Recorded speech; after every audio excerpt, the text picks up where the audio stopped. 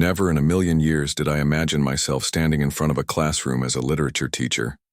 Growing up, I admired books, their power to transport, to heal, to illuminate.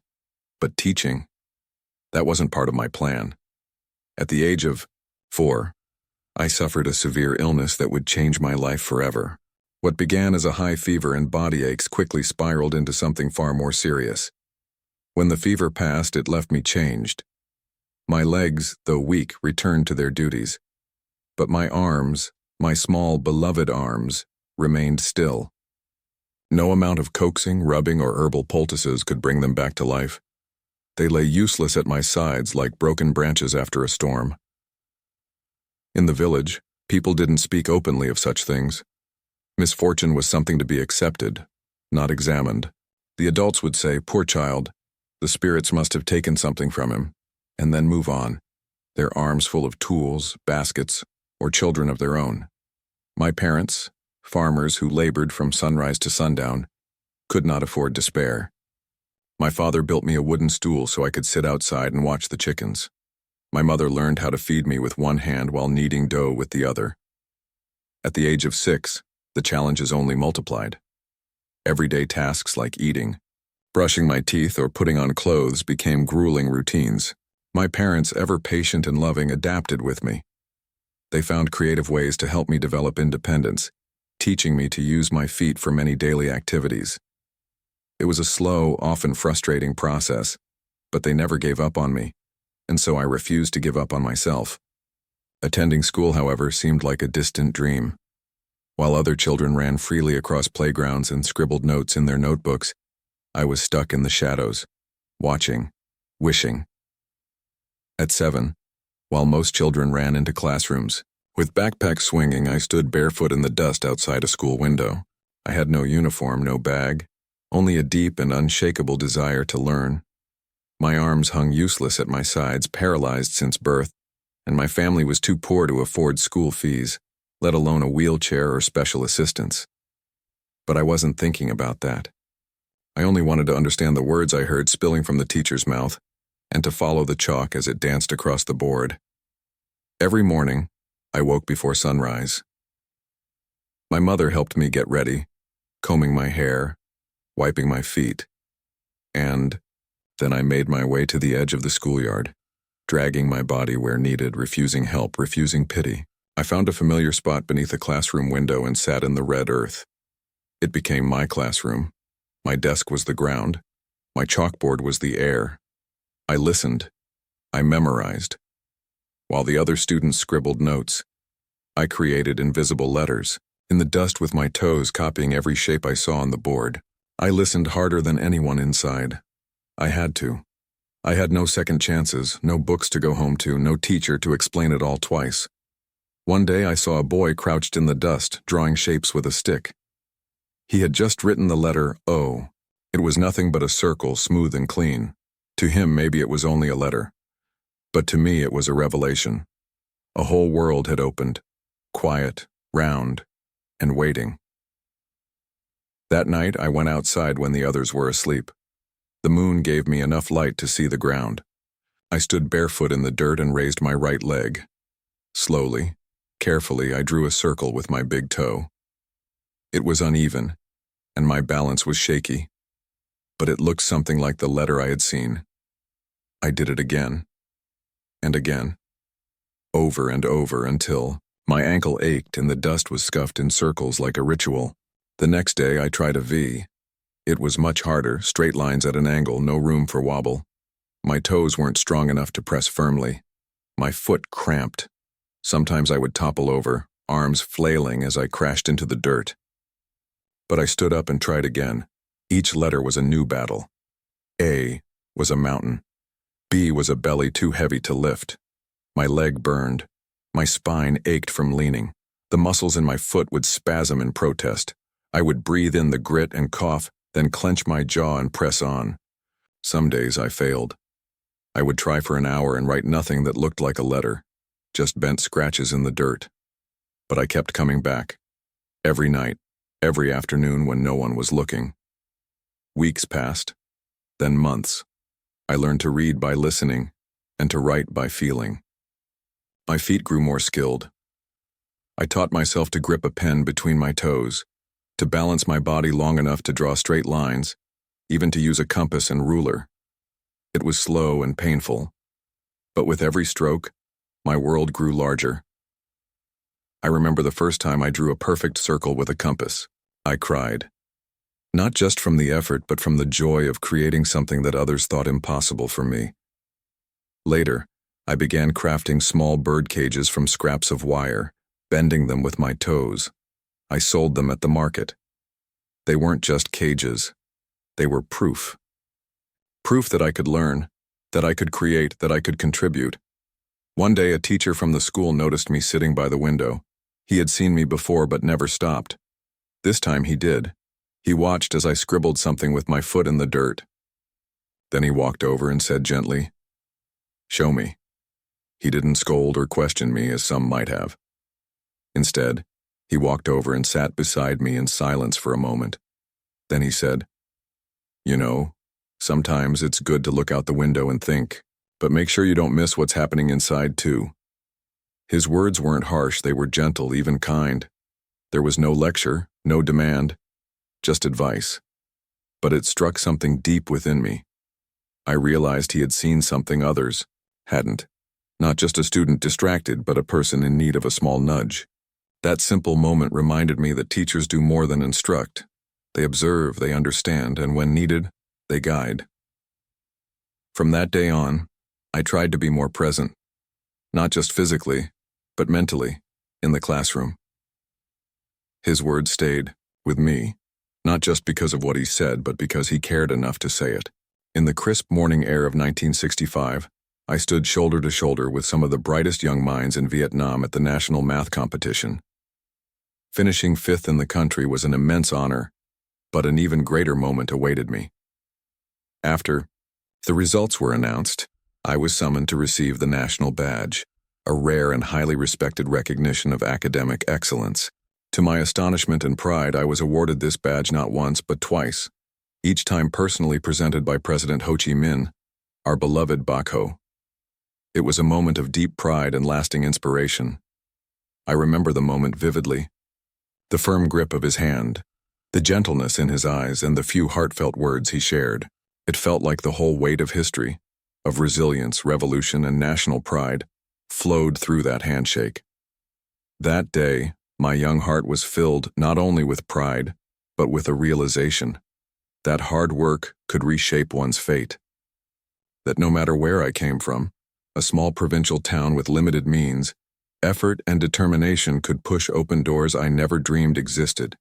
By the time I reached high school, I faced a quiet crossroads. Everyone expected me to pursue math, but something in my soul leaned toward words. Numbers were still beautiful, but stories stirred something deeper, an aching empathy, a search for meaning. After much reflection, I chose the path less expected, literature. The decision surprised many, but it felt like coming home. I poured my energy into reading, writing, and understanding the emotional undercurrents of language. In 1970, I was admitted to the literature department at Hanoi University. It felt like a dream unfurling, a place where I could study not only grammar and analysis, but the lived experiences of a nation shaped by poetry, war, and memory. University life was not easy. The country was still in the midst of war and resources were scarce, but we read under dim lights and debated fiercely in lecture halls. Our professors, many of whom had endured war and exile, taught us that literature was not mere entertainment. It was resistance, healing, and a mirror to our collective soul. The beginning of a different journey. When I first stepped onto the university campus, my heart was filled with determination, not just dreams. I was not the average student, I was one battling chronic illness. My muscles often betrayed me, and the sterile white walls of the hospital were becoming as familiar as the classroom chalkboard. Yet I believed I could study, learn, and write. Even when my body faltered, the pain was constant, but so was my resolve. I carried my textbooks into waiting rooms and read through IV drips. My classmates took notes with pens. I used my toes. Where they saw barriers, I sought alternative routes. My dorm room became part library, part sick bay. It wasn't glamorous, but it was mine, and it was enough. Each evening, as my energy faded, I reminded myself why I began, not to chase accolades, but to prove that knowledge is not the privilege of the able-bodied, but the right of the determined. University life wasn't just academic. It was social, collaborative, unpredictable. But I lived on a different clock. Mornings started late, if they started at all, depending on how long the night's pain kept me awake. I attended lectures when I could, and when I couldn't, I turned to friends, professors, and recordings. Time management became my greatest tool. I planned each week like a military campaign: study, therapy, writing, rest. I stayed in touch with professors, sharing not excuses but updates, and they responded with empathy and adjustments. I wasn't asking for pity. I was asking for partnership. There were setbacks, assignments missed, days lost. But I didn't let those define me. I lived by the words I coined to guide my effort. Far from school, far from class, but not far from books. And I meant it. I clung to literature like a lifeline. Books were my classroom when I couldn't be present. Writing became my voice when my body failed to speak. In 1974, I defended my thesis, typing it page by page entirely with my feet. When I stood, or rather sat, before the academic board, I wasn't just presenting research.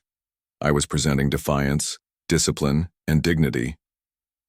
That same year, I published my first memoir, Unforgettable Years, a personal account of the trials and triumphs of learning through pain. Later republished as I Go to School and I Go to University, the book resonated with countless readers, especially those who felt unseen in the traditional classroom. To this day, that book remains a symbol, not just of disability or perseverance, but of the idea that education, when pursued with heart, can transcend physical boundaries. I didn't just go to school. I arrived, I endured, and I graduated, not only with a degree but with a voice that others could follow. In the early years of national rebuilding, I found myself at a crossroads. Although I had overcome immense personal challenges, living with a severe physical disability, I knew my journey of contribution to society was only beginning. Prime Minister Pham Van Jong, whose wisdom and vision inspired many, once advised me with heartfelt sincerity, "You should return to your hometown and become a teacher." That single piece of counsel redirected my life's path. I made my way back to the familiar rice fields and gentle rivers of Hai Hau, Nam Dinh. It was the place of my roots, of tradition and quiet strength. I resolved not just to teach, but to become a source of encouragement for young minds. My purpose was clear: to teach literature with soul, and to show students that no hardship is too great to overcome. Teaching was no simple task for someone in my condition. I could not use my hands to write or point, but my spirit found other ways. I used my feet with grace and dexterity, creating tools that became extensions of my voice and imagination. With cardboard and string, I crafted pull-down diagrams. These paper mechanisms hidden behind the chalkboard came to life with a gentle tug of my toes during class. My students watched in awe as maps, poetic figures, and story charts unfurled before their eyes. I filled the classroom with riddles and verses of my own making, little poems that posed questions and sparked laughter. My voice, full of warmth, cadence, and storytelling passion, became the most powerful tool of all. I painted pictures in the minds of students, and they responded with engagement and joy. In every lesson, I tried to plant not just knowledge, but courage, the courage to learn, to grow, to hope. Over time, my students began to change, not just in skill but in heart. I saw quiet children become expressive, timid ones dare to speak, and discouraged ones start to dream. The classroom became more than a place of books. It was a sanctuary of belief. On November 20th, 1992, I was humbled and honored to be awarded the national title of Excellent Teacher. That day, more than any award or ceremony, affirmed that dedication and creativity could overcome any physical barrier. My mission continues, not only as a teacher of literature, but as a guide in resilience. The chalk dust on my feet and the light in my students' eyes remind me that true teaching comes from the soul. That perseverance lit a fire within me, the dream to teach. I wanted to be the teacher I had once needed, someone who believed in students not for their grades but for their effort. I earned my qualifications, began teaching, and eventually built a reputation not just as an educator, but as a mentor who inspired. I told my students, "Your limits do not define you, your choices do." And I meant every word. Now, I am over 60. Time has slowed my steps and burdened my body with aches I once never knew. My health may have declined, but the fire within me to teach still burns strong. Each day in the classroom I feel alive, purposeful. I'm reminded of the quiet child I once was, arms still but spirit unshaken. That memory fuels me, keeps me standing before my students. I teach because it still matters.